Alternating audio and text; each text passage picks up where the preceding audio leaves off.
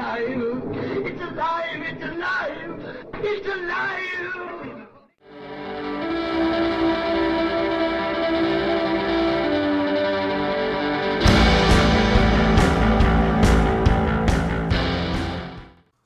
Hello and welcome to Alive After Reading. I'm Tim Niederreiter, and with me today is a returning guest, returning champion of the podcast, Katie Salidas. Welcome back. Woohoo!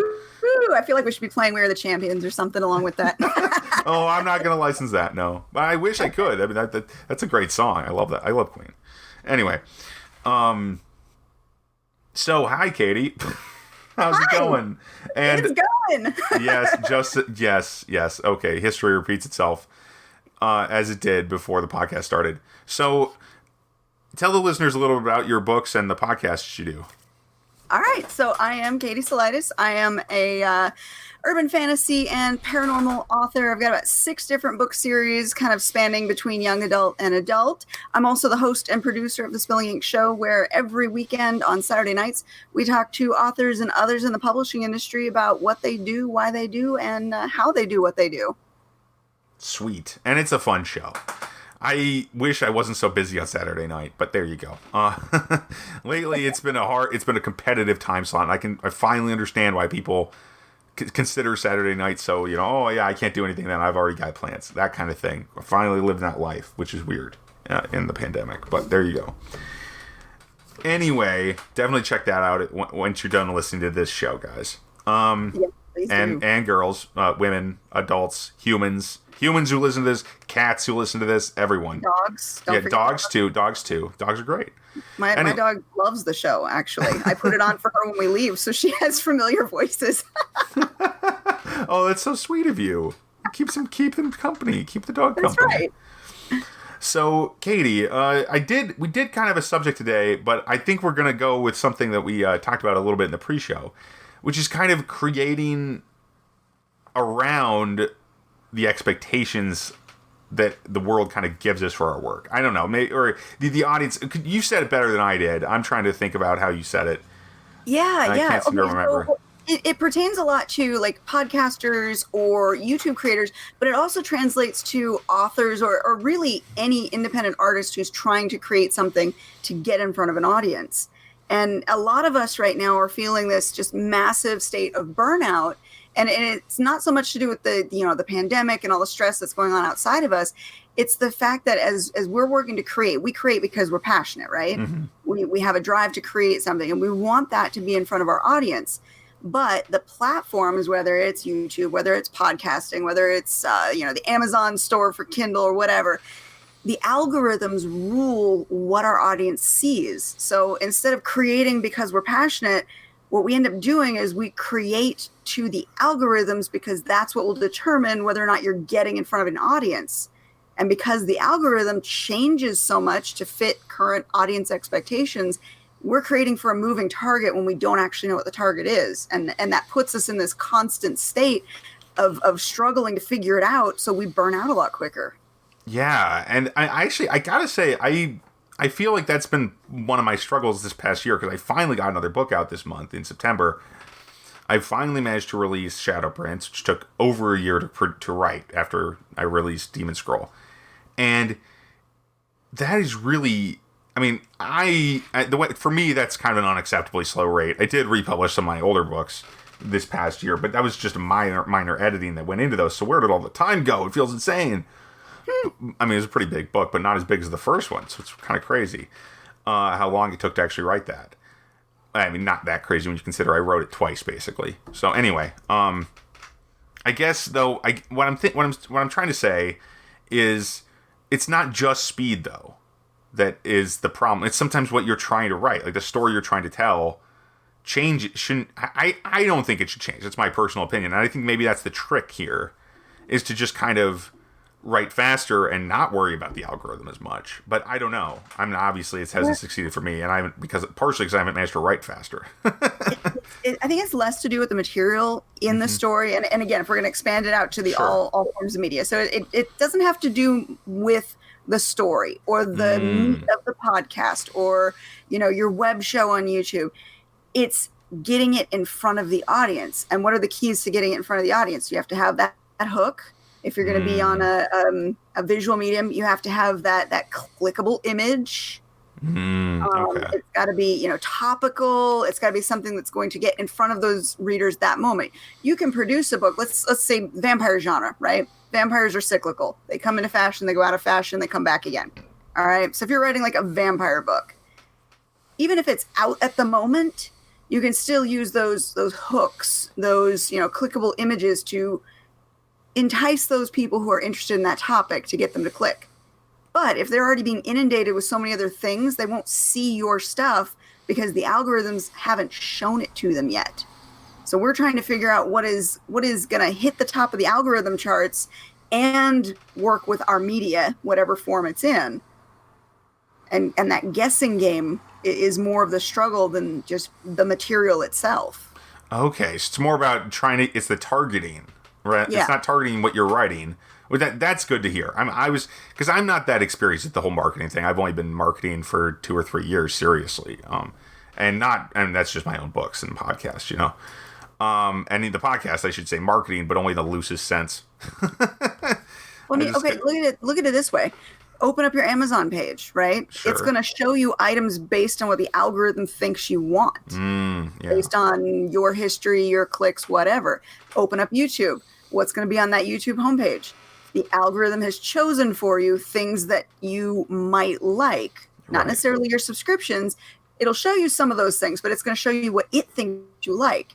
And that's all the algorithm. Even if you're subscribed to a show, you may not see that show come up because it's not at the top of the algorithm's list for you.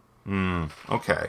So the same thing goes, in all of the forms of media right now, whether it's print, whether it's audio, whether it's visual, it's how do we beat the algorithm so that our product that we've worked to create does actually get in front of people. And that becomes more of a job than the actual creating of the product itself. Oh yeah, maybe that's why my books don't make that much money. I have not or have that big of an audience because I actually haven't looked for the audience in that way. I'm probably letting myself down somewhere there, but whatever.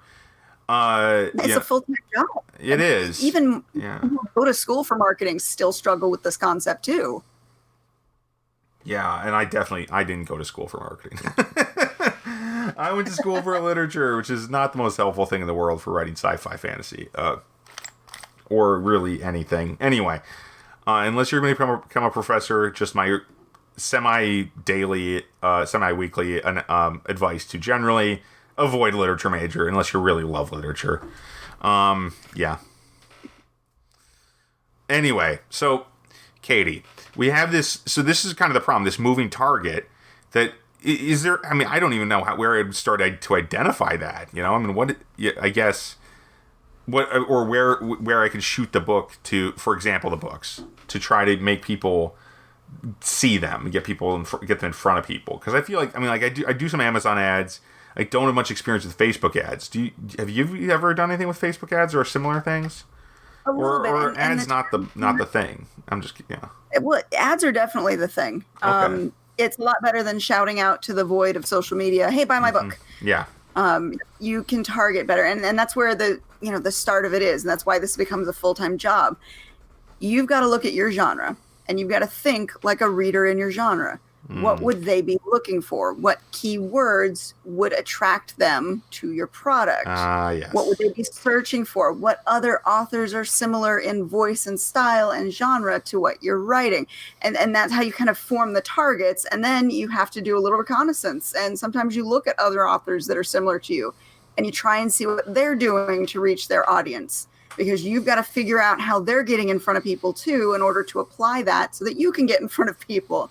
And it becomes like, part spy, part, statistician, and putting it all together to try and figure out on whatever advertising platform you're going to use, how to apply it to your ad to get your book in front of those people. And not only get them to see it, but get them to click on it, then get to your product page, and then buy that product. Right. Yeah. That's really helpful. And even on Amazon, for example, the passive marketing of just having the right book blurb and the right subtitle and stuff like that is worth considering too. The book blurb is so important. I know on Spilling Ink we've talked about that log line.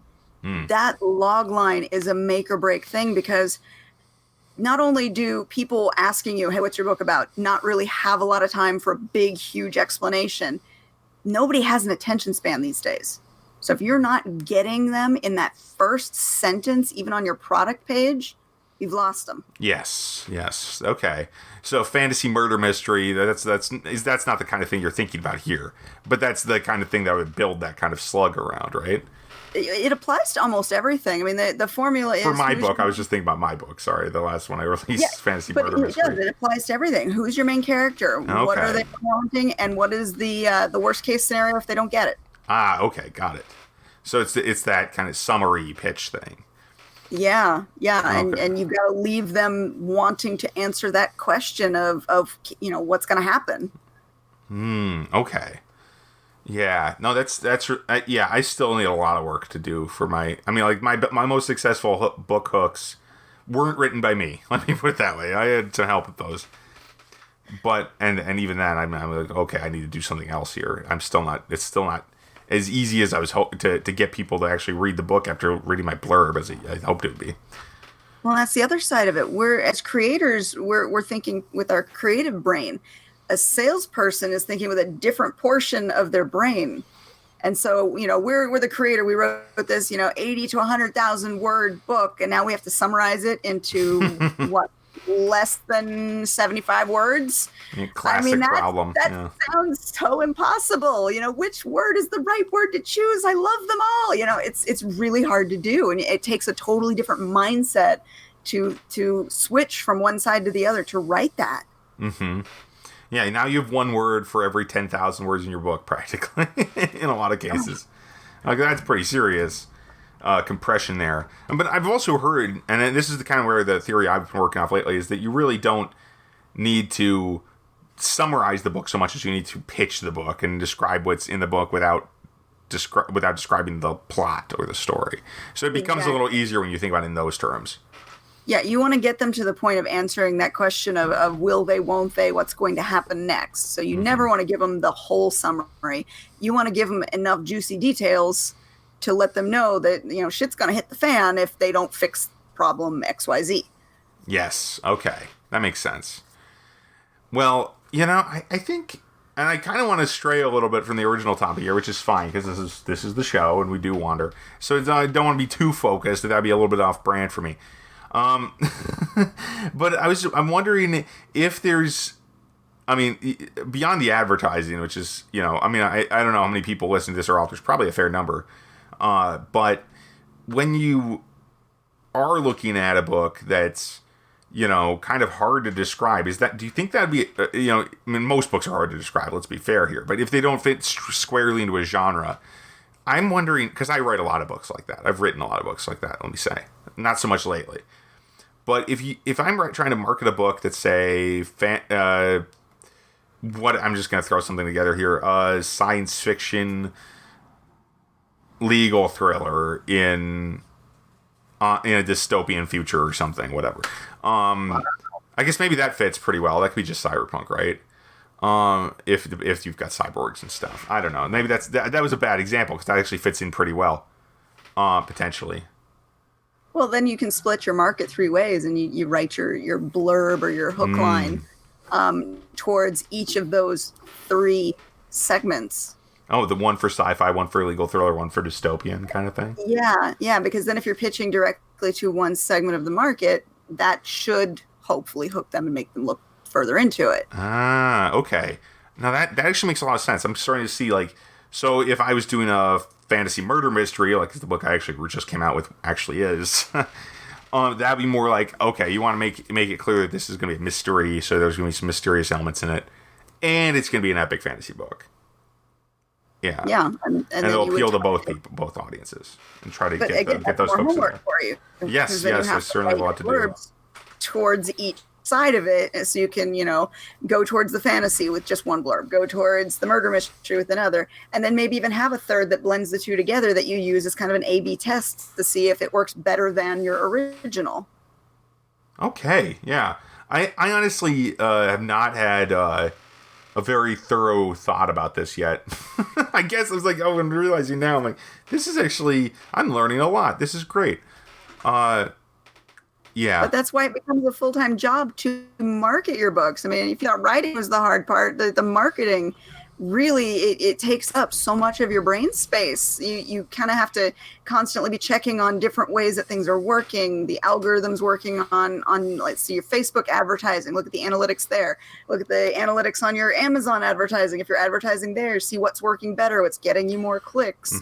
Are you getting more KU reads? Are you getting more buys? Are you targeting just Kindle readers? Are you targeting paperback readers? I mean, there's so many little tiny things that you have to be checking up on all the time and tweaking to get the maximum result.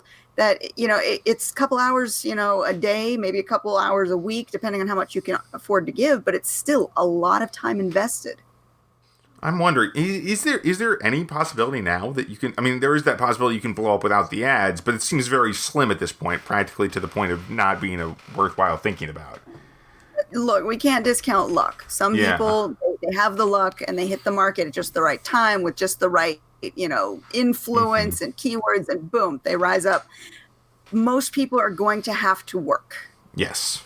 And the harder you work, the more chances you have at the success. There's still an element of luck to it. There's 1,000 books published a day, at least. No, yeah, a lot of books. You're fighting against. So, the marketplace is very saturated. So you've got to stand out in some way, and that's going to take time to learn, or you get lucky.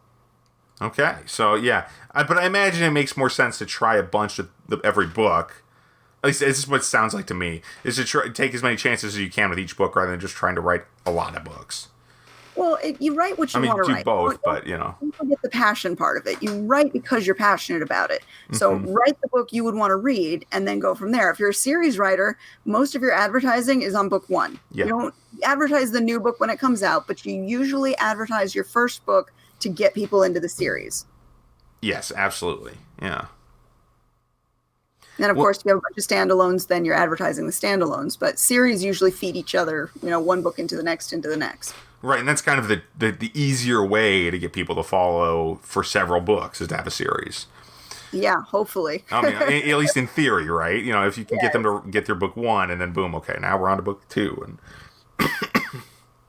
and the more you do things, the more you learn about them, and so you would assume that by the next time you start an advertising program, you have a little bit more knowledge. It becomes a little bit easier. It becomes a little more, I don't want to say cookie cutter, because you don't do the same thing every single time, but you know what works better for certain things by that point. Yes. It's kind of like learning to drive, like you're just, you don't know, you know the rules, say, before you get behind the wheel, but then you don't know how they actually apply until you actually do it a fair amount. And then then you know how your vehicle handles and all that sort of thing. And you get used to it. Same with playing any game, really. Video games are a good example of that for me as well, lately, anyway. It's like, oh yeah, if I do that, I die. Okay, let's not do that in the game. Let's do something else instead and figure out the better options there. So, yeah. So, thanks for the chat about the marketing, I guess, basically, broadly speaking.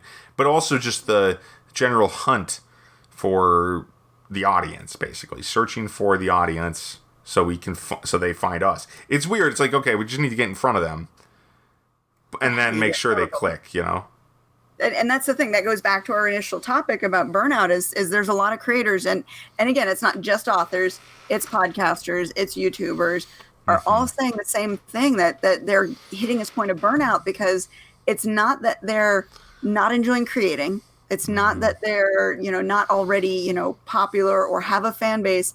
It's that they're chasing an algorithm to stay in the visible range. And that algorithm is a moving target. It's constantly shifting. Right. So that even if say you had enough books that you're not really worried about making the money based on the number of books, like you're not worried that your books are, but they could still sink into obscurity if you don't keep that algorithm going. Yeah. Yeah, and that's the problem. You're, once you fall into, the peripheral, let's say you took a year to write a book and you weren't very social, you weren't out there, you weren't engaging with your public, naturally you're going to lose some people in that year. Yeah.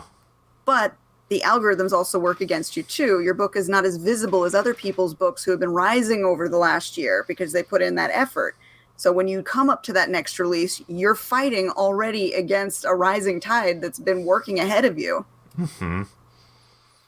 Yeah, and it sounds very depressing at this point, but yeah, we still got to do it. You know, that's if you want people to read your books, what else are you going to do? There's not really a lot of other options. I mean, there's just into traditional publishing, but that's hardly an option at that point. That's a roll of the dice. If you there are some things you can be doing to keep yourself out of obscurity that don't cost a lot of money, that you can kind of hold out during that waiting space between books.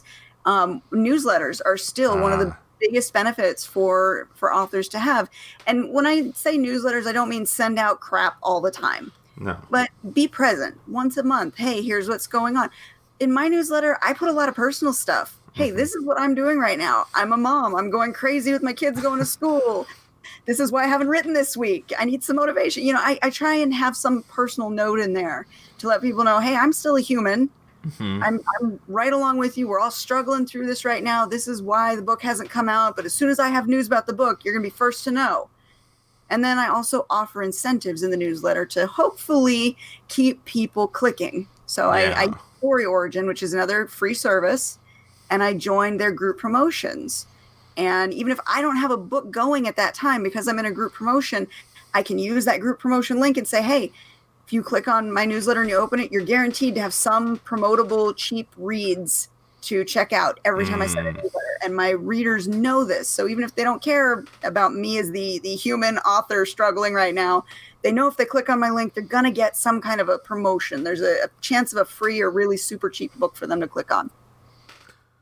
Yeah, no, that's a great point about newsletters. I've been trying to send out more of those myself, just trying to keep myself, like you said, keep myself kind of alive in the minds of my audience there, the subscribers. And it is challenging though, because I actually have been pretty bad about it the last month or two, because it was this mad dash to try to finish the book, and I kind of just like, okay, I'll wait till I have the book done, and then it took another month. It's like, oh great, you know, that was pretty rough.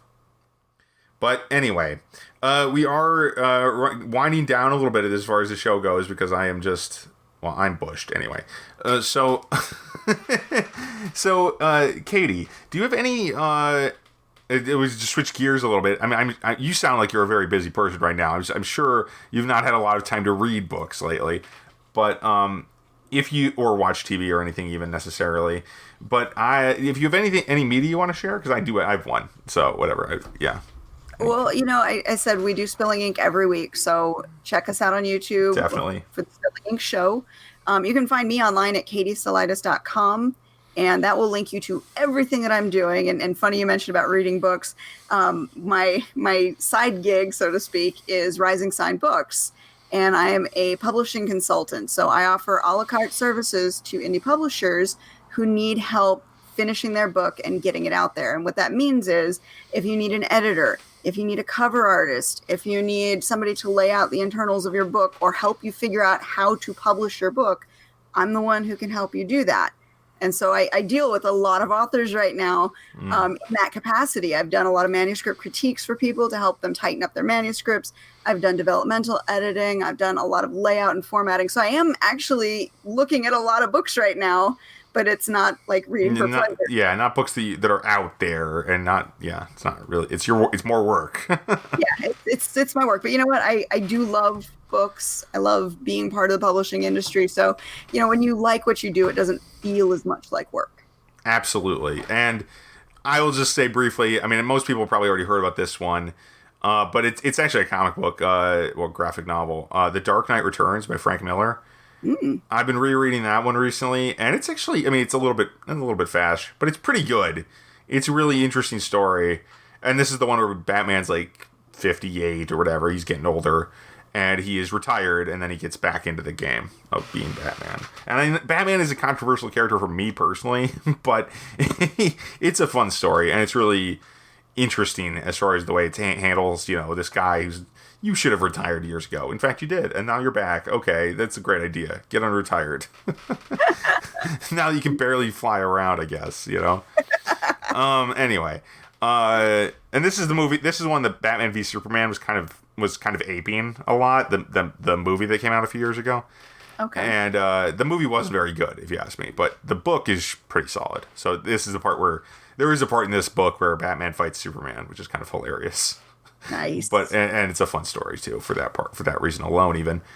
But anyway, folks, that's about it for this show. Thanks for being on with me, Katie. Gosh, I cannot talk. Anytime. Yeah, it's always fun to have you. And thanks for listening, everybody. You can find more of us at mentalcellarpublications.com.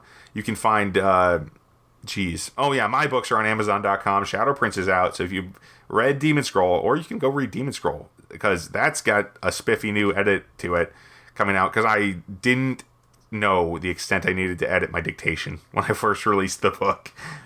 But it's going to be cleaner soon. Anyway, check out both of those books. So thanks for listening, everybody, and have a good week.